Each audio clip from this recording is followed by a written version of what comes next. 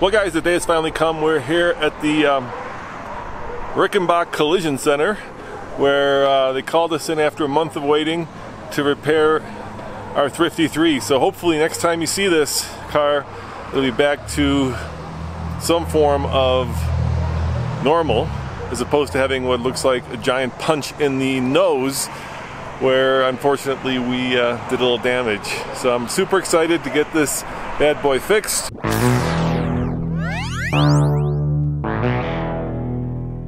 Alright, so I just met with the collision repair expert, and the problem is right here. This panel is buckled. This one you can replace, this you can replace, but this one apparently is very hard to fix. And so we're looking at, oh my, 2 to 3 weeks before this bad boy is back to us. So it's going to take a while. So on this episode of the Thrifty 3, we're going to focus on the brand new Audi e-tron because it does directly compete with Tesla.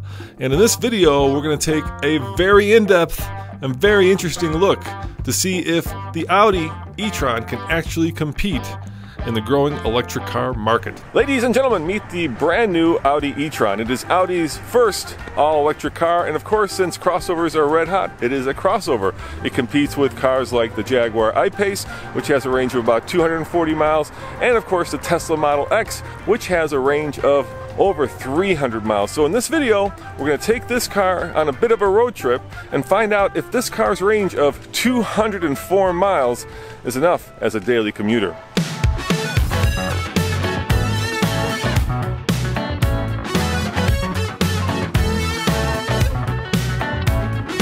I'm here in Yountville, California, which is just north of San Francisco, or about 60 to 70 miles west of Sacramento. And today we're going to drive it from here to Sacramento, charge it up using a high-speed charger, and then drive it all the way to Tahoe. Hey guys, so we're about to start our road trip to Tahoe, and I'm here with my drive buddy, Anton. Thanks for joining me, man. As always. As always, this is our electric car expert, and would it be fair to say you're kind of a critic of the electric car industry? No, I'm just a total weirdo in every dimension known to man and beyond. That's all. So we just sat through an hour press presentation talking about the Model X, talking about the Jaguar I-Pace, right, the two main competitors, and not once did they say that this only has 204 miles of range. That's right. So not the once. EPA rated range is 204. There is a couple of caveats around that, which is kind of interesting. There are 3 tire options on this vehicle. Yeah. You can get it with 19, 20, and 21-inch wheels. And I think that the rating is done on either the 20 or the 21, not on the 19. And if you actually get the 19, you're going to get a little bit better than 204. I mean, it's a single-digit percentage. You might get an extra 10 miles or so. But if you're really concerned about the range and want another 10 or so miles, order it with a 19-inch wheel, and you will get just a little bit better than the rated range. So let's talk about range right on the two main competitors. Jaguar I-Pace, 240 miles? 234. Yeah, and the of course the Tesla Model X is what, 310-ish? Yeah, it's around there. There are a couple of different versions with the small battery and the large battery. So that's, you know, that's a significant amount. That's 30% more. Of course, it costs more, right? A Model X. It's cost a bit more, and it's not eligible for the same federal tax credit. So that's another price difference on top of everything else. And of course, it's not off-road rated like this one is. According to the EPA, the e-tron gets 75 mpge, or the equivalent of 75 miles to the gallon. Now, if you want to compare that to, let's say, our long-term dual-motor Tesla, that gets over 120 mpge. So it's not the most efficient of electric cars, and that probably has to do with the fact that it's very heavy. In fact, it weighs over 5,000 pounds. The Tesla weighs about the same, about 5,500 pounds. It also has an optional third row, so keep in mind that the Tesla, unlike the Audi, is up to a 7-seat vehicle. This one is a strict and always 5-seat vehicle, so the interior volume inside the Tesla is a bit larger. The Audi e-tron is 193 inches long. Let me check my notes. 86.3 inches wide and 65.5 inches tall. Now, what does that mean in real life? Well, it means it's bigger than the Jaguar I-Pace, but smaller than a Tesla Model X. In fact, it's about the same size as a BMW X5. Now, For me, being 6'2", that means I've got plenty of headroom. I certainly have plenty of shoulder room. I don't feel like I'm cramped inside the car, especially not in the driver's seat. But how much room do I have in the back seat? Well, let me sit behind myself where I normally drive, and let's find out together. Good golly, I need a haircut, but I do have plenty of headroom. Okay, well, at least with the haircut, I'll have plenty of headroom. I do have plenty of knee room. I also have 4-zone climate control back here, and then 2 USB ports down there, which is really nice. Of course, your obligatory shade to make sure you know you are in a luxury car. My own heating and air conditioning vents, which is always a thoughtful feature, and of course a 60/40 folding rear seat. So what does that mean in terms of luggage space? Well, let's go in the back and find out. A power tailgate, of course. In the back, the Audi has 57 cubic feet of space. To put that into perspective, the Q5 has about 53 and the Q8 has about 60. So let's see what that looks like. That's a lot of space. The seats, of course, are 60/40 split and do recline manually, like so. And let's see what's in this little storage cubby back here. I assume it's the spare tire, and sure enough, look at that, it's a space saver tire. Now Audi says the car will tow about 4,000 pounds, which is okay. Keep in mind, the towing 4,000 pounds with any electric car, you're probably going to lose about 40% of its range, which gives it a range of about 120 or so miles, which isn't ideal.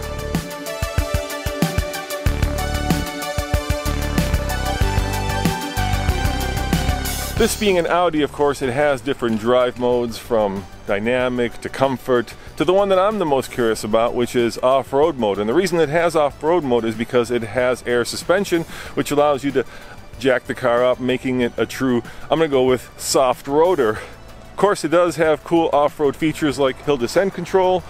Will it go off-road? I think we're going to have to wait until we get it to Colorado to actually find out.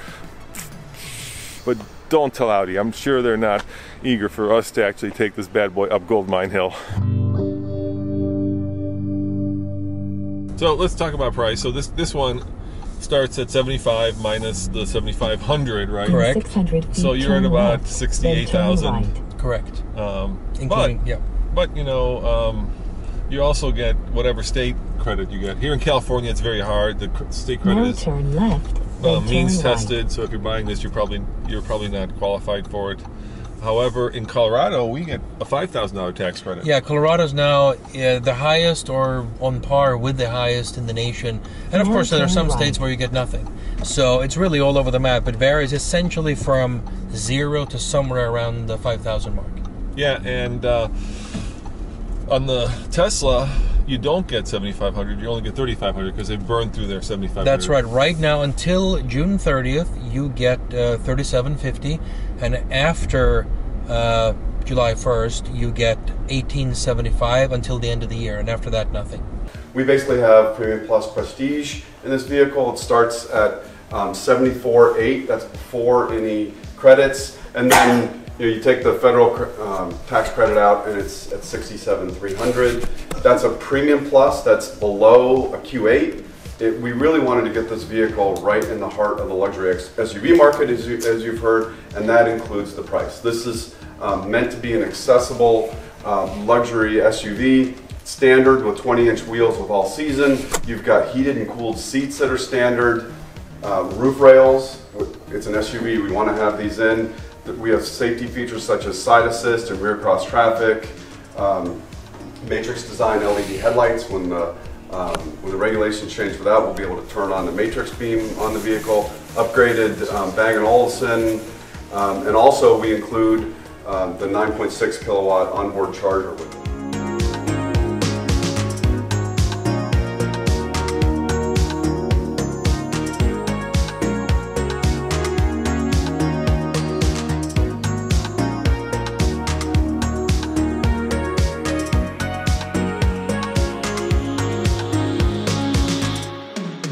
Audi says that what differentiates this car from the other electric cars, of course, is that it has a cool both motor and battery, allowing for faster charging. So they're saying that they can maintain a higher charge rate for a longer period of time, and they showed us in the product presentation what that means, and they compared it to the Tesla and the Jaguar. So it's really unlike anyone else in the industry. So you'll see here this graph is of an i3, which was one of the earlier liquid-cooled batteries, really ahead of its time in its day.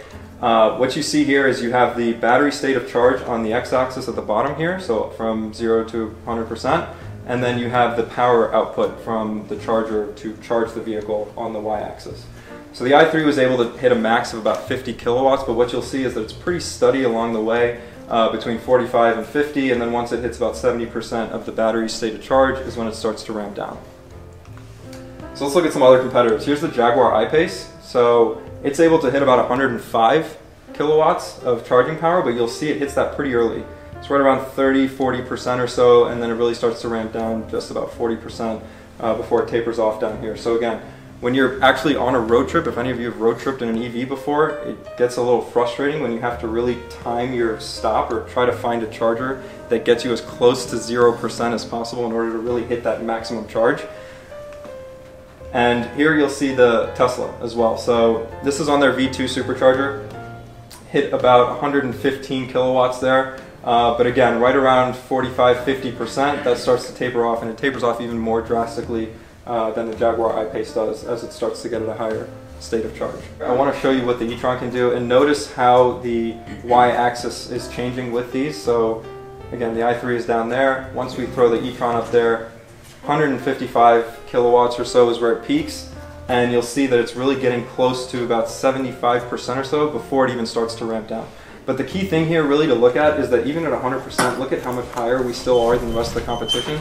So it doesn't matter where you stop and charge, whether the charger is along the way and you're at 40% or 20% or 60%, you're getting that max charge and you don't have to worry. You're stopped for as little amount of time as possible and you're on your way again. What about Tesla V3? So they've made this recent V3 announcement with their supercharger for the Model 3 being able to charge at 250 kilowatts. So they haven't released much information on that. We haven't seen much information on it. They did release one graph, so we overlaid it on top of this to see what it looks like. So as you can see, they're hitting 250 kilowatts, sure, but they're hitting it for maybe 2 or 3, maybe 5% of the charge before it starts to ramp down. And by the time you hit around 45–50%, it's even below where we are. So what you're saying is it's a scam.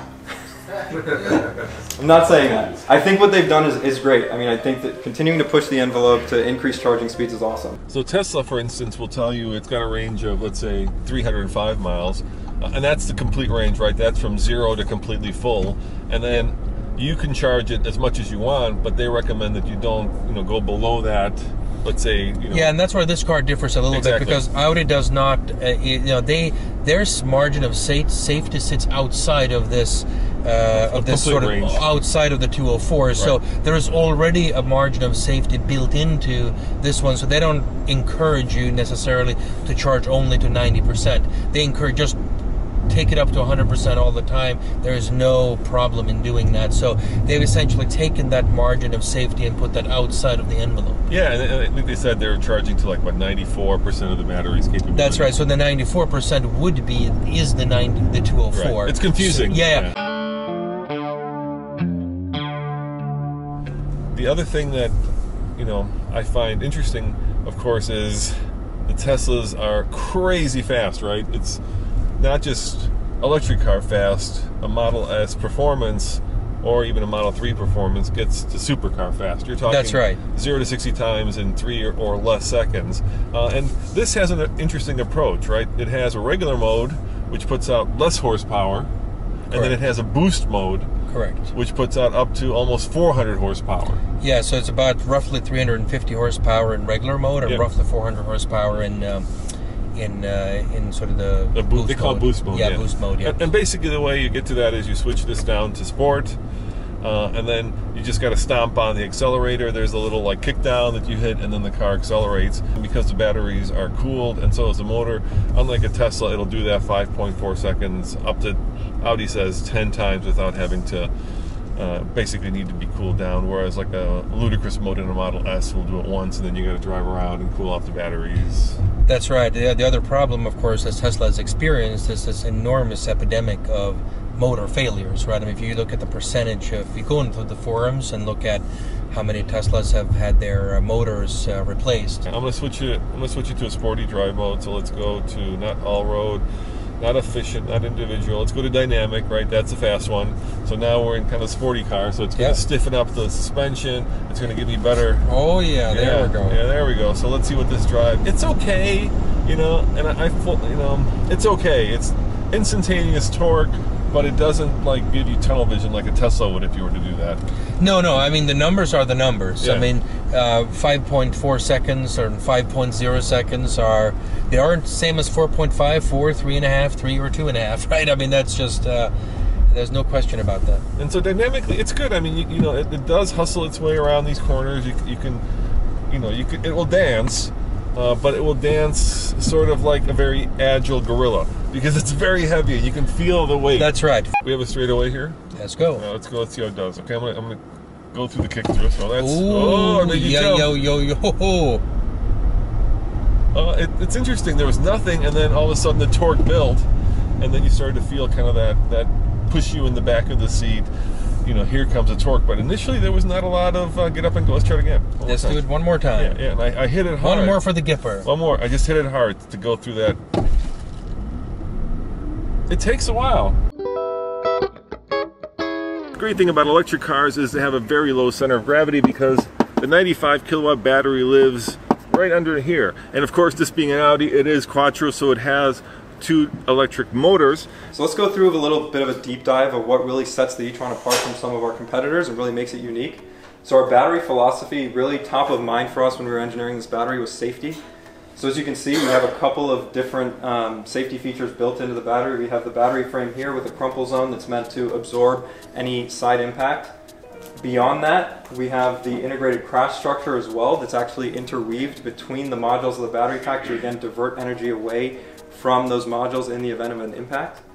Beyond that, we have a separated cooling system that actually sits below the battery so that in the event of an impact, you don't have coolant mixing with battery fluid, the battery cells. It actually flows away from the battery pack down and away to ensure that there is no mixing of chemicals there. All that also leads up to our repeatability of performance. So again, we have this revolutionary cooling design that allows us to give our customers a car that essentially makes it easy for them to transition from a traditional internal combustion engine car to an EV. If perchance, you happen to get down to 0 and you weren't yet at a charger, would the vehicle keep running, or will it actually stop when you hit that 6%? So it will stop once it shows basically 0 range. Beyond that, you get 2 more starts. So you get 1 start for a few hundred meters, essentially, if you just need to pull off of the highway or wherever you are. And then you get an additional start beyond that, which is, I think, maybe 50 meters, just really to pull it up to a tow truck. Now let's talk about driving this car. It's also different from, let's say, a Tesla and the Jaguar in that it has regenerative braking, but it's smarter than just having regenerative braking. So the normal way that Regen works is, right, it's one pedal driving. When you push the pedal, the car accelerates, and when you let off the pedal, you get, usually in a Tesla or even the Jaguar, if you want, maximum amount of regen. And so it almost works like a brake when you let off. Now Audi has gone by brake-by-wire system, and what the car does is it will actually automatically regen based on kind of, well, if you program the destination, the topography, if there's a car in front of you based on where the car is. And so even though I'm letting off the pedal and the car is not slowing down, it is actually regenning using the rear motor, which is actually the bigger of the 2 motors, right? So it's using that to regen power, even though it's not physically doing it the same way that you would with one pedal drive. Right. Just want to talk regen. This is another key differentiating factor from what others are doing in the industry. So we actually have a brake-by-wire system. So when you're using the brake, you're not actually using the friction brakes up to 0.3 Gs, you're using regen. So we have different modes here that I want to kind of walk you through. We have automatic and manual, and I believe when you get in the car today, they should be set to automatic. So what that means is that you don't have to do anything. The car will do everything for you. It'll determine how far the vehicle is ahead of you and start to regen accordingly. If that vehicle is slowing down, it'll automatically increase the regen for you. You don't have to touch a thing. Beyond that, if you want to do it yourself, you can switch to manual mode. You have level 0, so that just allows for freewheeling. You can completely coast on the highway. This is really awesome. So on the trip today, I would highly recommend checking this out. You can really, it just makes the driving experience so much better on the highway. You can then go up to level 1 if you want to, and that's up to 0.03 Gs of regen. And the way you do that is you hit the downshift paddle on the steering wheel. Make sure, again, you're in manual mode and not automatic. and that's indicated by the line that you see there on the virtual cockpit, indicating level 1 of Regen. Pushing the steering wheel paddle again takes you up to level 2, so that line moves down a little bit, and that's up to 0.1 G of Regen, and then level 3 is when you're actually using the brake pedal. So you start to push the brake pedal, and you'll see the green line here start to extend down even more, letting you know that you're getting up to 0.3 Gs of Regen. So what does that mean? It means basically that up to 90% of the time, you're not using those friction brakes. You're actually using the motors to slow the car down. Yeah, I think what Audi wanted to do, and I think Porsche has said that they're going to do the same thing with the Taycan, which is coming out at the extreme tail end of this year, 2019. Which is a cousin car to this. Yeah, it's a separate development, but there are a couple of things where they had a similar philosophy, and that is that ultimately, especially for highway driving, the most efficient way to move forward is to allow it to coast, whenever possible. And if you're coming from a regular gasoline or diesel car, you're going to be used to just using not one pedal driving but two pedal driving. So even though in this Audi and in the Porsche you will be sometimes touching the brake pedal, for most of that, unless you're really panic braking, it really under the skin, unbeknownst to you, the driver, really works almost like a one-pedal driving, but it's not one pedal. It regenerates even though you're pushing the brake pedal. Yeah, and let me simplify that even more. Yes. Basically, you're never using the brakes. Well, you're using the friction brakes if you're going to like a more of a panic stop, right? But for the most part, it's but it imitates the behavior of your traditional driving experience, and that also means that you're especially when it comes to highway driving, when you're letting off the accelerator, you're almost automatically in coasting mode no matter what, which means that instead of the car unduly slowing down at that point, you're really getting the most efficient operation on the highway. So Jeff, I was wondering who stole the cool jelly belly colored car. We did. You did, huh? Yeah. There you go. That's how you match to B-roll, folks. Exactly. If you want the cool colored car, check out Jeff's review on Universe? Yep. Anyway, here's some colors of e-tron in case you guys are wondering what available colors there are. Of course, we've got the white one way in the back there. But yeah, if you need to fill it up, it's pretty straightforward. All you do is push, and look at that, just like a Tesla, it opens up, plug in, and then push, and it closes. So the way these programs work is basically they give us a drive route, and today of course we're driving up to Tahoe, up to 8,000 feet above sea level, to show that the e-tron has enough juice to make it that far. And then we get to stop at places like this, have a little snack, because obviously automotive journalists can't go more than an hour without ingesting something. The journey as a whole, as you see, it's quite a journey, but you're also going to see this constant data output of where you are braking, where you're accelerating, and where you're recouping. So you get that live assessment. This is your journey. It's pretty massive, right? And so you're going to see these moments in time throughout your journey, and it'll give you a really interesting overview of exactly what you're achieving from point to point. And there you can hear the sound the car makes to let people know that there's an electric car. This whole thing about like getting electric cars to make noise so that they don't run over people is actually a really interesting bit of disruption in the way that the world works in my mind, because it gives companies, and I'm thinking aftermarket suppliers, the ability to actually make electric cars sound differently. And one of the things that the e-tron does is not only does it make a noise, but it actually also creates sound waves that supposedly reverberate, so that you can actually feel the noise as opposed to just hear the noise. So you can tell that the car, you can kind of tell, there it goes, the car's about to drive off.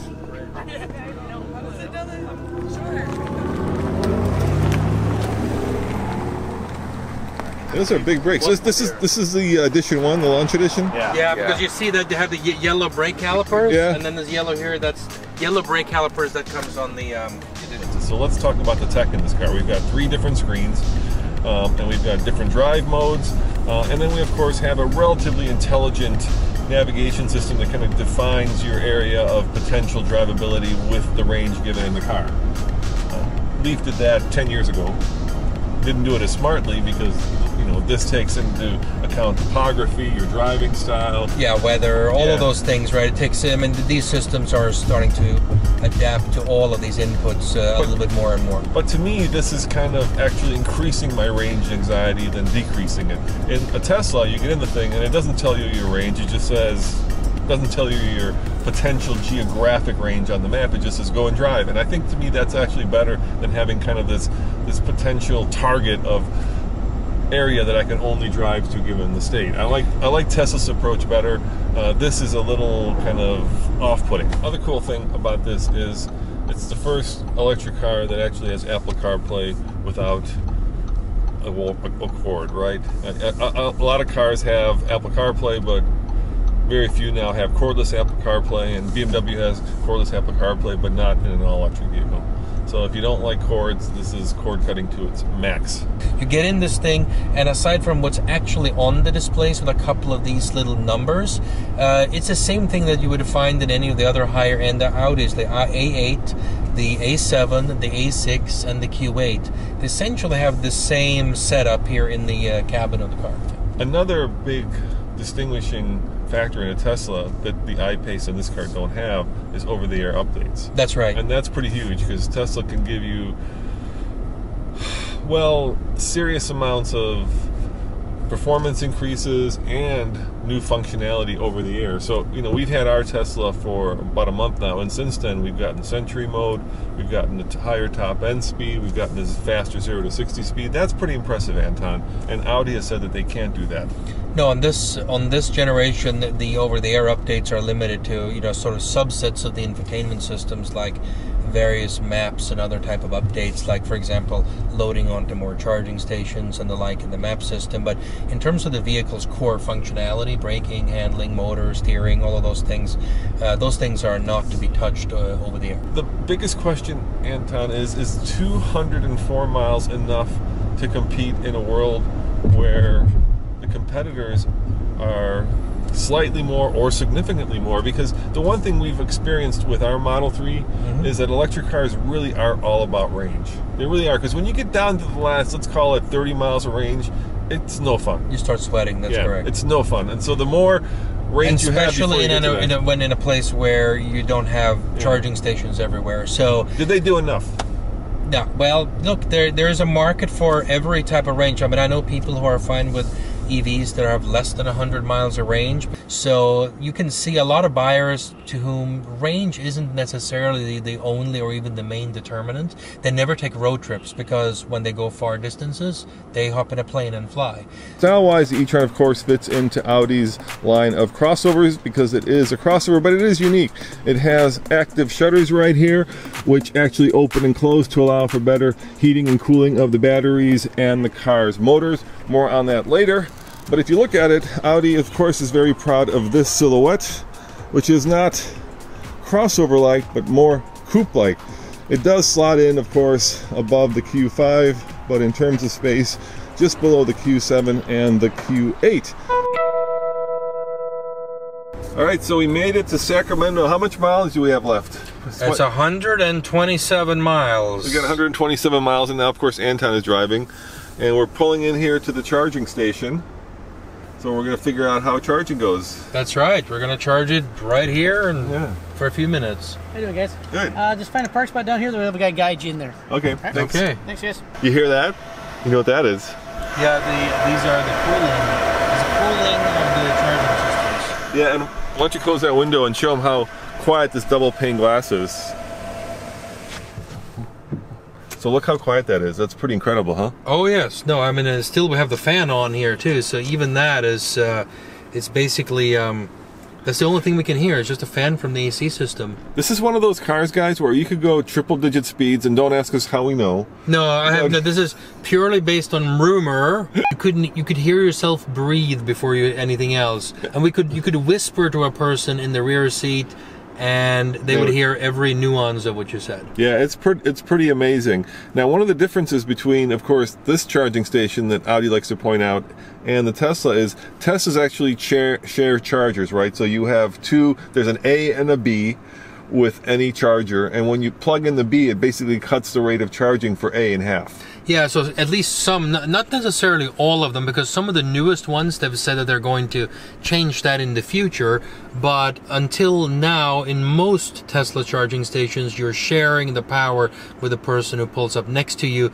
The Electrify America chargers that are now being built out on a nationwide basis, as well as in Canada, they are dedicated, so you're actually getting, in this case, the 150 kilowatt to the actual car. And also these stations, by the way, do all the way up to 350 kilowatt, because when the Porsche comes out here in about 8 months from now, they can charge it up to 350 kilowatt, which will be an unbelievably fast charging experience. So these are the first chargers in the market that can handle those very fast speeds.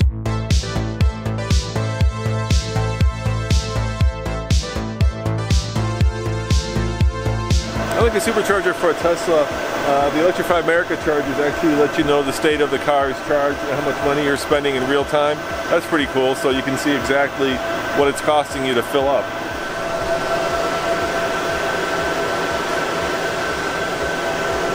Of course, a Tesla will send you a lot of that information as well to the app. So if you're charging a Tesla, it'll let you know 10 minutes before, I think, via a little alert in your app that it's almost done. It'll tell you when it's done as well. But to find out actually how much money you're spending on a Tesla, you have to actually wait for it to get done charging and then look it up in the screen here. I think you can tell immediately as it's charging. So let's see here, we'll try. Oh, and they do have idle fees, look at that. Just like a Tesla charger, you've got 10 minutes left until idle applies. That's pretty interesting.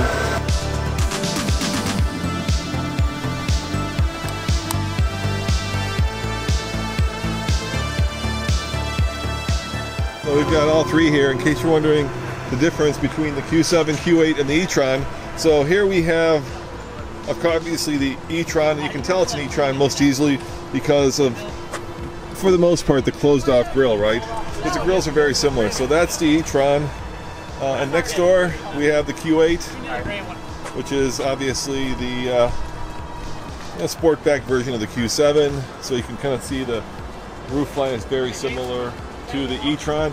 And then right here we have the Q7, which is the oldest of these three. It's been around the longest, and this is more of a much more traditional crossover. So the roof line is, you can tell, straight across. Of course, that gives you a lot more space inside at some point, because you're not cutting roof space like you are in both the Q8, more slope, more, well, in my mind, sexy, and of course the e-tron. So there you go.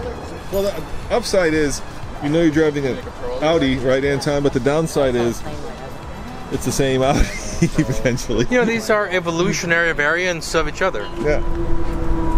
Hey guys, while we're waiting for this car to charge, let's do a quick good, bad, and ugly about the new e-tron. The good, of course, is that it does have wireless charging. Put your phone right down there and the phone will start charging. And the other good part, of course, about that is it has wireless Apple CarPlay, so you can charge the phone and run your CarPlay on the screen at the same time. Now the bad actually is something very interesting that I found out. If you look here, there's a, you know, relatively elegant handle, but if I grab the handle and open, it pinches my skin right on the inside there. Let me show you what I mean. So once again, grab it and it's pinching the bottom of my hand. Ah, that hurts right there. You can see where it actually grabbed it.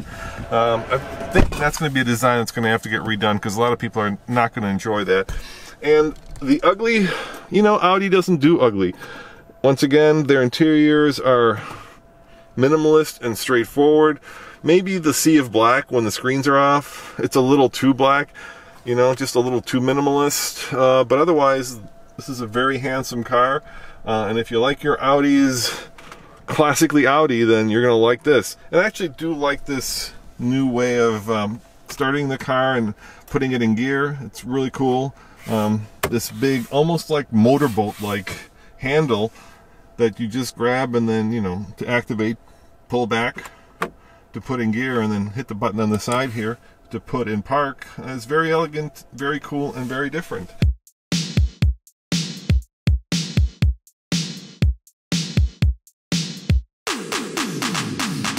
So you might be wondering at this point, are electric cars ready for the prime time. In other words, am I ready to buy an electric car?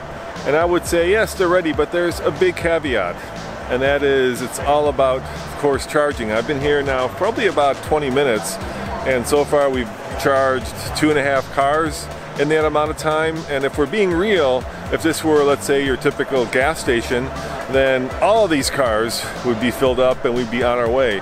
But yet we are here watching cars charge, and it does take a significantly long time to fuel up a fleet of whatever we have. Let's call it a dozen cars. And that makes life go by a lot slower. So if you have time to have lunch, get a Starbucks, maybe do a little bit of shopping, and the charging stations are open, it's okay. But if you're in a hurry, this is not going to be a fun way to spend a half hour of your life. All right, here we go. Number 4, our car is about to get charged. How exciting. So we're at 60%, yep. And the charging rate at which it is charging right now It's 60. is, no, it's 152 kilowatts. There goes 61. Think about that. That is the highest possible speed. Now, I think the theoretical maximum was 153. Yep. So at 1552, we're as close to the theoretical maximum as you could possibly get on this one. How much are we paying? $1? That's the fixed one. So it's a fixed $1 per session. Okay.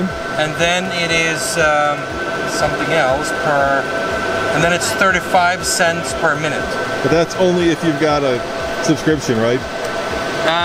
No, I think that is just a price, period. There is no other way. So some of the Tesla chargers are by the minute, but some are by the kilowatt hour. That depends on the jurisdiction, because in some jurisdictions, I mean, in a theoretical sense, you want to sell per kilowatt hour. It's like you want to sell gasoline per the gallon, not per the minute that you pump it, because no normal person can calculate in their head what does a minute mean, correct?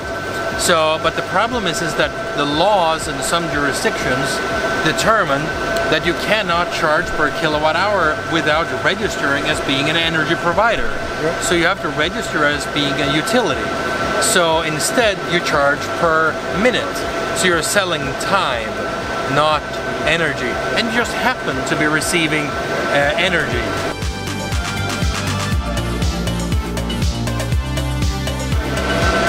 So we've already spent $2. Well, first of all, we spent one fixed fee, right? The moment you touched it, it's $1. Yeah. And then it's 35 cents per minute. You know, like a gas station, this thing is loud, dude. It's loud. Well, actually, the noise is coming from those things over there. Those things that cool this thing from afar. No, there's noise coming from here, too. Oh, there's from here also. There's also from here. But those things are much noisier back there. And then if you put your ear down here, you'll hear it. It's loud.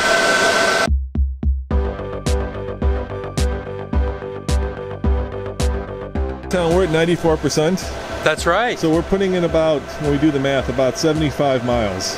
That's right. Because we were at 129. We were at 129. And we're going to go to 204. That's the theoretical median, correct. And it's slowed down now, so let's look. Down to 70 kilowatts. So it went from basically cut the charging in half. That's right. We were at just above 150, which is the theoretical top speed of this thing, about 153. And now it's down to about 70. And they tell us that at the bottom, it'll bottom out right around 60, which seems to make sense based upon what we're observing right now. In case you're curious, we're at about $7 right now of charge, which is not that much cheaper, right, than gas in many places in America. It's cheaper than here in California because you guys are crazy expensive, right? You're at $4 or $5 a gallon here. Yeah, nationwide it's just a hair below 3. Yeah, so you guys are like $1. And it also depends on which car that you're comparing it with, right? So if you're comparing it with a car that would have done 25 mpg, it's very different than that all-wheel drive Prius that will yield you right about 50 mpg, as will a hybrid Toyota Camry or a hybrid Honda Accord.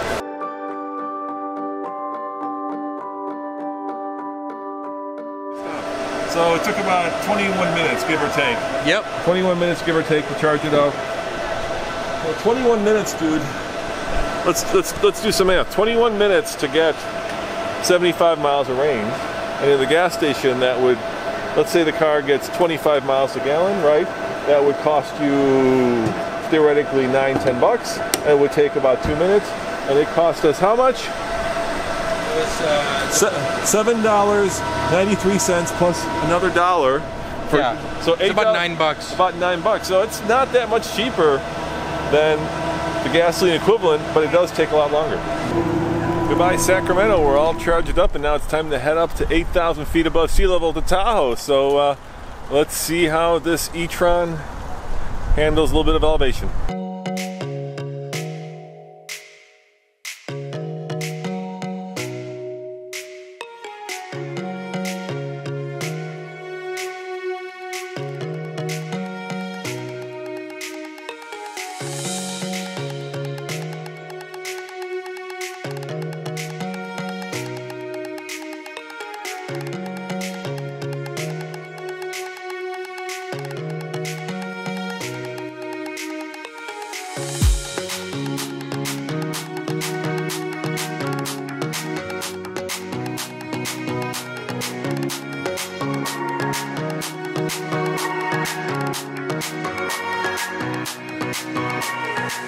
A regular Audi, right, a Q7 or a Q8, probably would have made this drive on half a tank of gas. Not even. Not even, right? I mean, 178 miles is not that far to go. Correct. And yet, you know, we had to spend a half an hour waiting for it to recharge. The question I'm wondering is, are people at home going to be happy with that?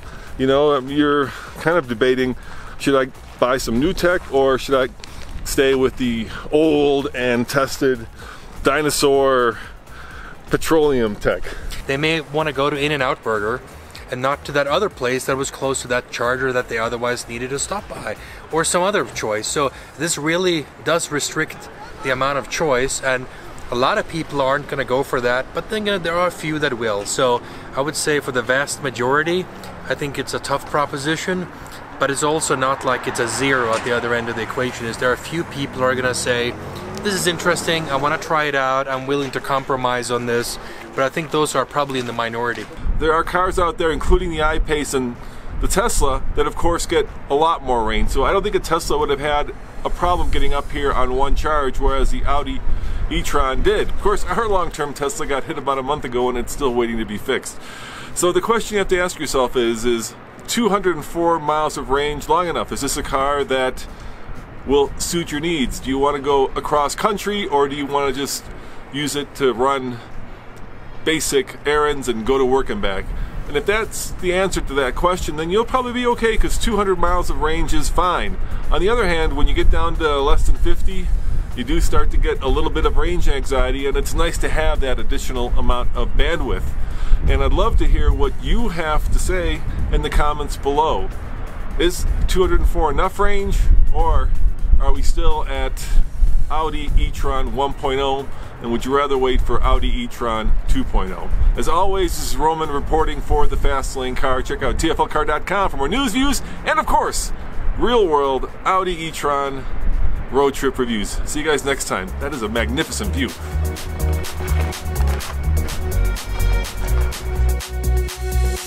Coming up next time on the TFL Tesla's Thrifty 3.